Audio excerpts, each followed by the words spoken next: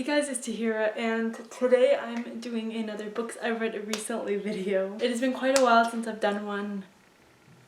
We've talked about it before. My college just ruins my entire reading and filming schedule, so I'm back on break. It's gonna be my last winter break, so because I'm graduating college in the next semester after the end. I'm graduating in May, which is very exciting, so hopefully after that I'll be back into like more of a regular like filming routine and reading routine. Who knows? I don't know.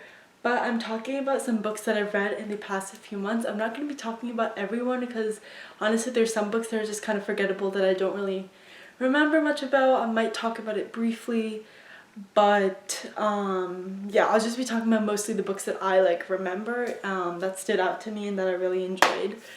So yeah, let's just get right into it. Also, I have no idea about the lighting situation. It is winter, so it's like pretty dark outside. Kind of right now, it's like pretty sunny today, but the rest of the days are kind of dark. I put up new lights, and I have this lamp that's on right now. I don't know if it's like actually doing anything. I'm hoping it's providing a little bit more like a light. But yeah, I'm just gonna go ahead and get started with talking about some of the books that I read recently. So the first book that I read I'm gonna be talking about is, I'm gonna be talking about super briefly because I don't remember that much, and that is On Earth We're Briefly Gorgeous by Ocean Wong. This one is a story that I'm completely forgetting what it's about. All I remember is that it has beautiful writing, but it is kind of that flowery writing that I don't really like, because I think I just don't understand flowery writing. I like a little bit more straightforward and direct writing. I felt like I was getting lost in like all the flowery prose and the metaphors. I ended up giving it 3.5 stars, so I did enjoy it at the time, but like the writing was beautiful, but like I just didn't really understand it. I think I'm just too dumb to understand these books. The next 4 books I read are all graphic novels, and they're the Heartstopper series by Alice Oseman. This one is, I've talked about it so many times. I love this series so much, and I usually end up rereading it like once a year. Primarily, and I'm gonna be honest, it's just because so I can get ahead of my Goodreads goal, because like it always happens, I end up falling behind by like 8 to 10 books. So I find that these are like a really quick way to get like 4 books out of the way in like 1 or 2 days. So I know that's not the purpose of reading, but it's fine. I like tracking my books. I like hitting goals, and I don't mind just reading it because I just love the series overall. So I don't really care that I'm just reading it for like adding numbers to my goal. I still really love it. I'm not gonna talk about it. I've talked about it way too many times in other videos, but of course all of those books were 5 out of 5 stars. Then one I'm going to be talking about pretty quickly is The Silent Patient by Alex Michaelides, something like that. I'm forgetting the name. But this was a thriller, 3 to 3.5 stars. It follows this woman who is in this like kind of facility, and she like did something, and then after that she just stopped talking. And everyone's trying to get her to talk and trying to figure out what really happened, but she's been silent this whole time. And then this like journalist guy tries to go in and tries to figure out how to get her to talk and learn more about her story. This one I give 3 to 3.5 stars. It was pretty like fun and engaging story. When I was reading it, I felt like there was a lot of plot holes that didn't really fill in, which I don't even remember at this point because it's been a while since I read this book. But overall it was like a pretty engaging story, and there was a lot of like twists and turns at the end. The ending twist I definitely did not see coming, which was pretty fun. I always like when I can't like really predict a twist. And the ending was like super open-ended, which I don't know if I really liked. It was like really open-ended and vague, so you really don't really know what happens at the end. Like concretely, you can kind of imagine in your head, give yourself an ending, which I don't know yet if I really like that in books. Especially like in thriller books, I'm like, I have to know like what happened. But decently engaging, a lot of plot holes, a book that would like be fun to read in like a couple sittings and not to take too seriously. Then I read Bunny by Mona Awad, which I gave 3 stars. This one was a really strange book. It almost felt like a fever dream, and I don't really know if I like these kind of books. I read this because I follow Books and Lala, and she really loves this book and likes this author in general, and this is I think one of her favorite books. So that's why I picked it up, just to see if I'm into that weird girl book reading, like weird books that are kind of trippy. But I don't know if I am, because this is like pretty much all like a really intense fever dream where the author doesn't know, or the character doesn't know what's going on. I didn't know what was going on. It was just hallucinations, and I don't know, it was really weird. I don't know if I enjoyed it all that much.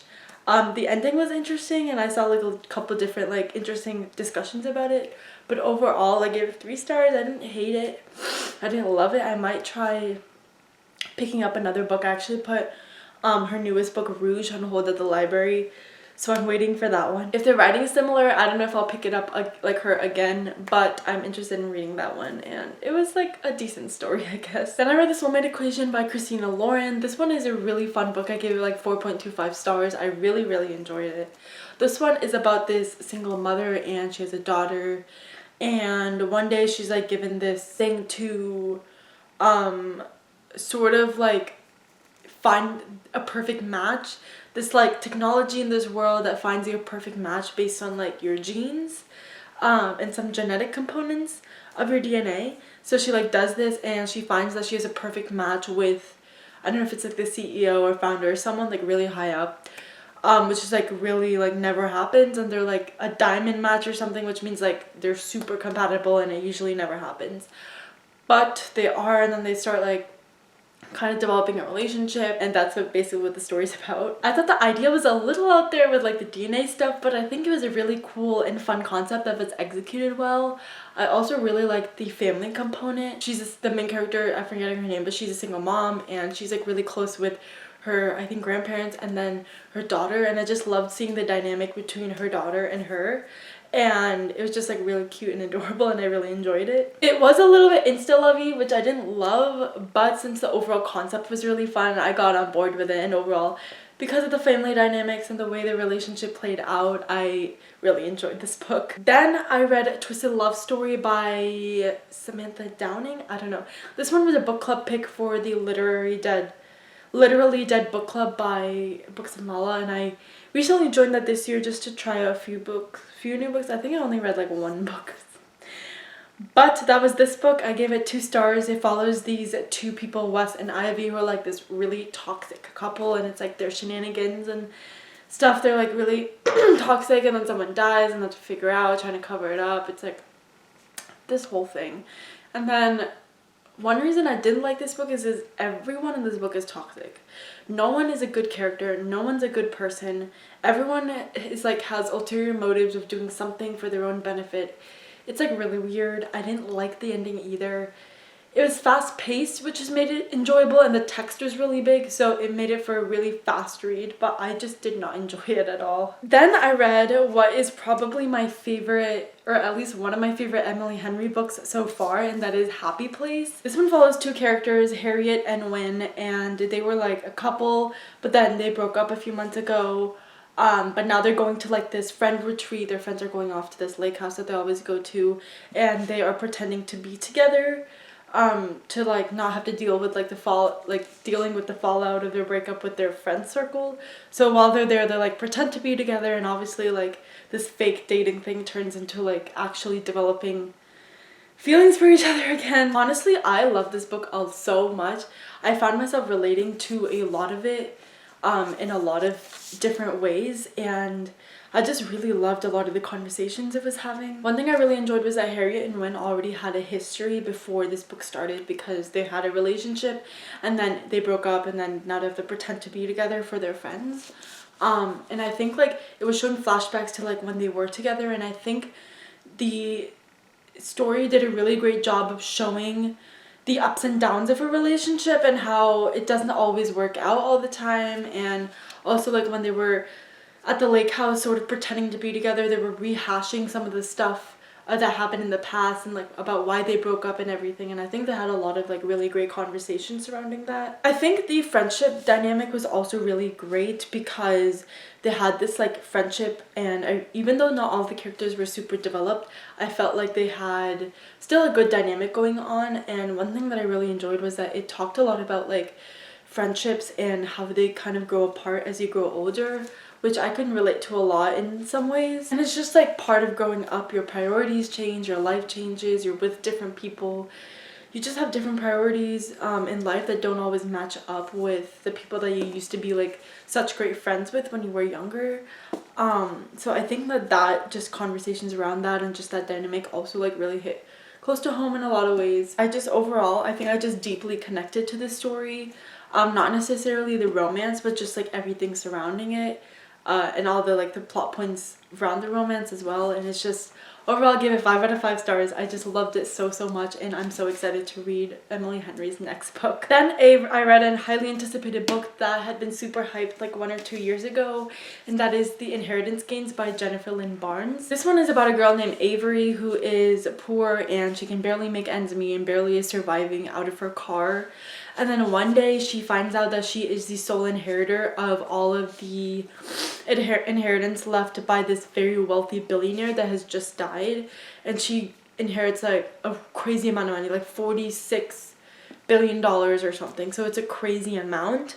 And once she goes and accepts her inheritance, the rest of the family is obviously like, who is this girl? Where does she come from? They think she's trying to con the inheritance out of them because like he had grandsons. The guy who died had grandsons who were like expecting to get the money and they didn't, and this random girl got the money. So obviously they're like, who the hell is this girl?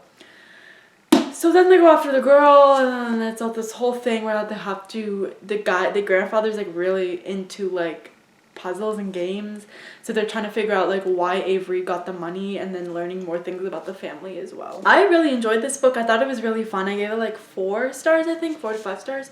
It was really fun. It is a YA book, so it's like not super complicated. I felt like the stakes were never like extremely high because it is a younger audience, but I just still had a really fun time. I am a sucker for any book that has like riddles or games or clues or anything like that. I think that's just such a fun concept.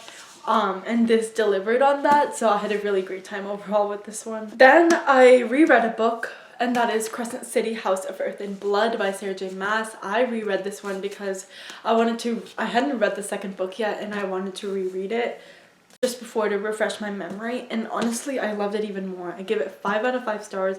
I absolutely love this book so much. It might be like one of my favorite, okay, she only has 3 series, but it might be one of my favorite series of hers. I don't know. I just really enjoyed it. I think the story is fantastic. I really like the characters too. It's Sarah J Maas, who's one of my favorite authors. I just really loved it. Then I read a highly anticipated book that I actually did a reading vlog for, so I'll link it down below. But the book I read was Swordcatcher by Cassandra Clare. So Swordcatcher is a brand new fantasy series by Cassandra Clare that has nothing to do with the Shadowhunter world in the Shadowhunter Chronicles. So it's her like adult debut as well, because all the other Shadowhunter books are YA. This one follows Kel, who is the Swordcatcher, which means that he takes the place of the prince. I think his name is Connor. The prince, because he looks like very similar to him, so they make him look exactly like him for certain events, so that the actual prince wouldn't be in danger and anything dangerous or injuries or anything would happen to Kel instead. And that's basically his job. He was picked up as a very little kid, and now he's like kind of grown up in the castle with the prince doing this job. We have Lynn, who I feel like the lighting is really strange. I feel like, I don't know. Okay, anyways, Lynn, who is a healer, and she's trying to heal her best friend who's dying, who's really sick. And she'll do anything for that. And then they cross paths. There's a lot of political stuff. I think this one is really good for political intrigue. There's a lot of politics going on with the way that like the city's rule is that they have different trades. So they have like silk and then other stuff, I don't remember, like other grains, I don't even know. But they have like different trades, and then they have families or houses that are like in charge of each trade in the city, and then they have like a lot of politics between each other, and they have to like make sure that all the city's running smoothly with everything. And then there's like this rag picker king, which I don't even remember about. There's a lot of world building in this one. It's a little bit slow because of that. I think the plot didn't really start happening until the latter end of the book, which is usually what happens. But this one I felt like spent a lot of time in the world building, which makes sense because he is like, or it is a new world, so I get like Cassandra Clare has to like build up like the world and the characters, and obviously it's very different, so she also has to deal with like explaining a completely different world than anything she's ever written before. So I can kind of get why, but I don't know, it was like a 4-star, not like a great 5-star read for me. I was interested in it, and I'll definitely be picking up the sequel. If you want more coherent thoughts, that will be in my reading vlog down below. I'm going to talk about this one briefly, but this one is Book of Night by Holly Black because I give this 1 star. I hated it so much. It's very short. You know what? I'll save this for my worst books of the year. Just know that I really hated it. I don't really want to talk about it right now. I didn't like it. The next book that I read is the sequel to The Inheritance Game, is that The Hawthorne Legacy by Jennifer Lynn Barnes. This one is the second book in the series. It's a trilogy, and this one kind of continues where the first book left off, where Avery is like dealing with the inheritance that she has, but she has now a lot of eyes on her because of this like massive fortune that she's just gained, and there's still like people out after her because of like this immense fortune that wasn't supposed to be given to her, and she's trying to solve like more mysteries related to her and the Hawthorne family, which is the family that was supposed to get the money but didn't, but Avery did. So they're trying to figure out like more about how Avery really fits into the puzzle of this family and why again she got the fortune that she did. It was fast paced, so that was fun. There were more riddles and clues, which I always love in books, so that aspect was all fun. I think as a sequel though, like some of the revelations were like just okay, and I kind of was getting confused because there was like a lot going on. There was like this person's connected to this person, and this person is actually connected to this person, but this person blah blah blah. So there's a lot going on that I didn't understand. Overall, it was a good story, and I'm looking forward to reading the 3rd book very soon. And the last book that I'm going to be talking about, I feel like I just zoomed through this like wrap up. It's just because like I don't do them very often, and a lot of these books, because of college, I read like a while ago and I don't really remember that much. But this one I finished last night and it was insane. And that is House of Sky and Breath by Sarah J Maas. This one, okay, I don't like this as much as the first book in the series. I think the first book, House of Earth and Blood, is definitely my favorite so far, by like a long shot. But I still give this 5 stars just because of the ending.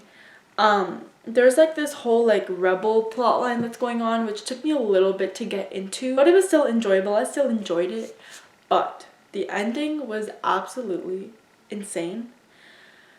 I will never recover, and I'm so glad that I read this so close to the release of the 3rd book, House of Flame and Shadow, which is coming out end of January. I literally cannot wait for it now. I have to know what happens next. And also, actually I can't say anything more because I don't want to spoil anything, but things could change, you know? A lot of things could change. So we'll see how Sarah J Maas goes about with continuing on with the series. I don't know if the next one is the last book. I feel like I saw that somewhere. I don't exactly know. If it is, I'm gonna be sad. But now I feel like I have to vlog my experience reading the 3rd book just because this one was so crazy, that I might need to like vlog my reaction reading the 3rd book. So I might be doing that. But yeah, just insane. I really like the characters of the series, so I had no problem with reading this one. I really enjoyed it. The first one is definitely better in my opinion, but the way that this ended, I'm just so excited for the 3rd book. Anyway, those are all the books that I read. I definitely did leave out a couple books that I don't really remember. They were kind of forgettable. But yeah, those are all the books. Let me know down below if there's anything super hyped or your favorite book that you read recently, as of course I would love to know. Or if you've read any of these books and loved it or hated it or anything, just let me know. But yeah, that is it for this video. I hope you enjoyed, and I will see you next time. Bye.